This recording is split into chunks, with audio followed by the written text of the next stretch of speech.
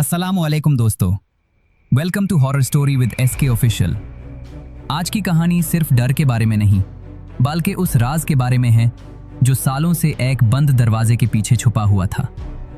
कराची के एक पुरसुकून मोहल्ले में जब मगरिब होती है तो हवा भी अपनी रफ्तार धीमी कर लेती है।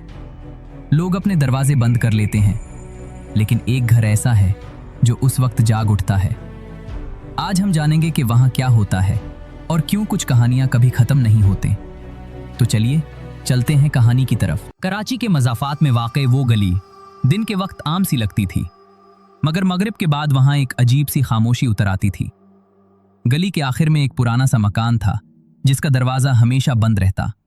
न वहां कोई आता न जाता। मोहल्ले वालों का कहना था कि उस घर में कभी एक ख़ानदान रहा करता था, मगर एक रात सब कुछ ऐसा हुआ कि वो मकान वक्त के साथ साथ एक डरावनी कहानी बन गया। उस रात के बाद मगरिब की अजान के फौरन बाद उस घर के अंदर से हल्की हल्की आवाजें आने लगती, जैसे कोई सांस ले रहा हो। अल जो कई साल बाद अपने गांव से कराची वापस आया था, इसी गली में किराए के कमरे में रहने लगा। पहले दिन सब कुछ ठीक था, मगर दूसरे दिन उसने महसूस किया कि मगरिब के बाद लोग जल्दी जल्दी अपने दरवाजे बंद कर लेते हैं। बिलाल ने जब उस बारे में पूछा तो सब खामोश हो गए। एक बूढ़ी औरत ने सिर्फ इतना कहा, बेटा, अजान के बाद इस गली में मत रुकना। उस रात बिलाल देर से लौटा। जैसे ही मस्जिद से अजान की आवाज खत्म हुई, अचानक उसने वो आवाज सुनी, खड़ खड़। यह आवाज उसी पुराने मकान के दरवाजे से आ रही थी। बिलाल का दिल तेज धड़कने लगा। दरवाजा तो बंद था, फिर आवाज कहां से? इसी लम्हे उसे महसूस हुआ जैसे कोई अंदर से उसका नाम ले रहा हो, बिलाल। अगली सुबह बिलाल ने खुद को पुरसुकून करने की कोशिश की, मगर रात का मंजर जहन से निकल ही नहीं रहा था। इसी दिन उसे पता चला कि उस मकान में रहने वाले खानदान का एक बेटा भी बिलाल ही था, जो अचानक लापता हो गया था। यह सुनकर बिलाल के हाथ कांपने लगे। इत्तेफाक या कोई और राज? बिलाल ने फैसला कर लिया। मगरिब के बाद वो उस दरवाजे के करीब गया। गली बिल्कुल सुनसान थी।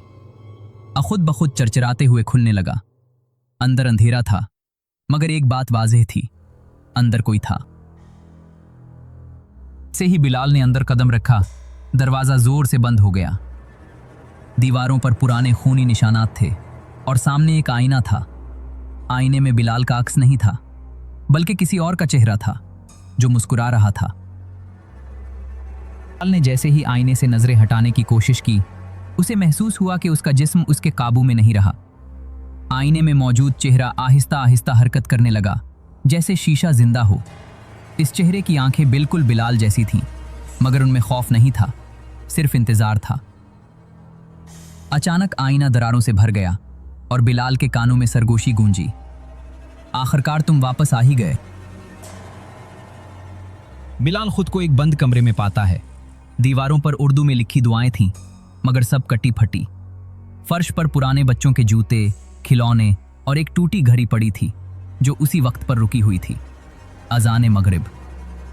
बिलाल को लगा जैसे वक्त यहां आगे नहीं बढ़ता। इसी लम्हे कमरे की छत से पानी के कतरे टपकने लगे, मगर वो पानी नहीं था, वो खून था।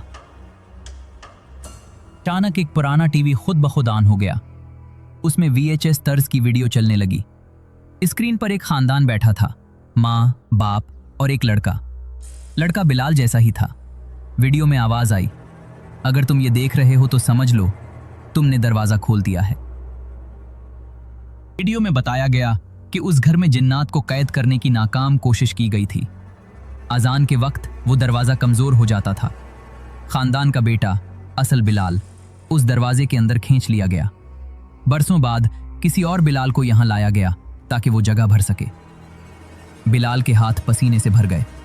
तो मैं कौन हूं? अंधेरे से एक साया उभरा, न पूरा जिन न इंसान। उसकी आवाज गूंजी, हर कहानी को एक अंजाम चाहिए और हर दरवाजे को एक मुहाफिज। साया बिलाल के गिर्द चक्कर लगाने लगा और दीवारों पर मौजूद दुआएं जलने लगी। बिलाल ने दरवाजा तोड़ने की कोशिश की, मगर दरवाजा खत्म हो चुका था। हर रास्ता वापस उसी आईने तक ले आता। सांस तेज हो रही थी, दिल जोर जोर से धड़क रहा था। इसी लम्हे मस्जिद से फिर अजान की आवाज आई, मगर उस बार बहुत धीमी, जैसे किसी और दुनिया से। साया बोला, या तो तुम यहां रहो या किसी और को भेजो। बिलाल को समझ आ गया, ये घर कुर्बानी मांगता है। या तो वो खुद उस दरवाजे का हिस्सा बन जाए या किसी और की जिंदगी उस अंधेरे में धकेल दे। आंखों के सामने अचानक सब कुछ घूमने लगा। कमरे की दीवारें जैसे सांस ले रही हों और हर सांस के साथ माजी की एक नई तस्वीर उभर रही थी। उसने खुद को बचपन में देखा, अम्मी की गोद, अब्बू की सख्त मगर महफूज आवाज, ईद की रात, और वो पहला डर जब उसने अंधेरे से बातें करते साए देखे थे। उसके कानों में एक साथ कई आवाजें गूंजने लगीं, हंसी, रोना, चीखें और दुआएं। उसने घबराकर आंखें बंद की और कांपती आवाज में कलमा पढ़ना शुरू किया। जैसे ही कलमा मुकम्मल हुआ, साया पीछे हटने लगा। दीवारों पर लिखी कटी फटी दुआएं जलने लगी और पूरा घर जोर जोर से लरजने लगा। अचानक एक खौफनाक धमाका हुआ। बिलाल जमीन पर गिर पड़ा। कुछ लम्हों तक उसे कुछ सुनाई न दिया, न दिखाई दिया। जब आंख खुली तो वो उसी गली में खड़ा था जहां सब कुछ शुरू हुआ था। सूरज निकल चुका था, परिंदे बोल रहे थे और गली बिल्कुल नॉर्मल लग रही थी। उसने पीछे मुड़कर उस मकान को देखा। दरवाजा बंद, दीवारें खामोश, जैसे कभी कुछ हुआ ही न हो। मगर बिलाल के दिल में एक अजीब सा खालीपन था, जैसे कुछ उसके अंदर से हमेशा के लिए निकल चुका हो। उस रात मोहल्ले में गैर मामूली सुकून था। न कोई आवाज, न कोई सरगोशी, न दरवाजे की चरचराहट। लोग पहली बार मगरिब के बैग सुख का सांस ले रहे थे। बूढ़ी औरत ने शुक्राने के नफल पढ़े, बच्चे गली में खेलने लगे। मगर कहीं ना कहीं हवा में अब भी एक सवाल मुअल्लक था, क्या ये सब वाकई खत्म हो चुका था या ये सिर्फ खामोशी थी तूफान से पहले? अगली शाम मगरिब से कुछ पहले गली के कोने में एक अजनबी शख्स खड़ा था। उसके कपड़े सादा थे मगर आंखों में अजीब सी गहराई थी। वो खामोशी से उसी पुराने मकान को देख रहा था। उसके होंठों पर हल्की सी मुस्कुराहट आ गई। उसने आहिस्ता से खुद से कहा, तो ये है वो जगह। उसकी आंखें बिल्कुल बिलाल जैसी थीं, मगर उनमें अब खौफ नहीं था, सिर्फ तजस्सुस। दरवाजा हल्का सा हिला। कैमरा आहिस्ता आहिस्ता उस दरवाजे के करीब जाता है। हवा चलती है, स्क्रीन धुंधली होती है। अचानक दरवाजे के अंदर से एक हल्की सी आवाज आती है, कौन है? उम्मीद करता हूं दोस्तों आज की कहानी आपको पसंद आई होगी। वीडियो को लाइक करें और शेयर करें। अगर आपके पास भी ऐसी कोई सच्ची कहानी हो तो आप उसे कमेंट में ज़रूर शेयर करें। हो सकता है आने वाली वीडियोस में आपकी कहानी को भी शामिल किया जाए। अगर आपने अभी तक हमारे चैनल को सब्सक्राइब नहीं किया तो जल्दी से सब्सक्राइब करें और बेल आइकन को भी दबाएं ताकि आपको ऐसी ही सच्ची और डरावनी कहानी वक्त पर मिलती रहे। इसी के साथ मुझे दीजिए इजाज़त। मिलते हैं फिर अगली वीडियो में, तब तक के लिए अल्लाह हाफिज़।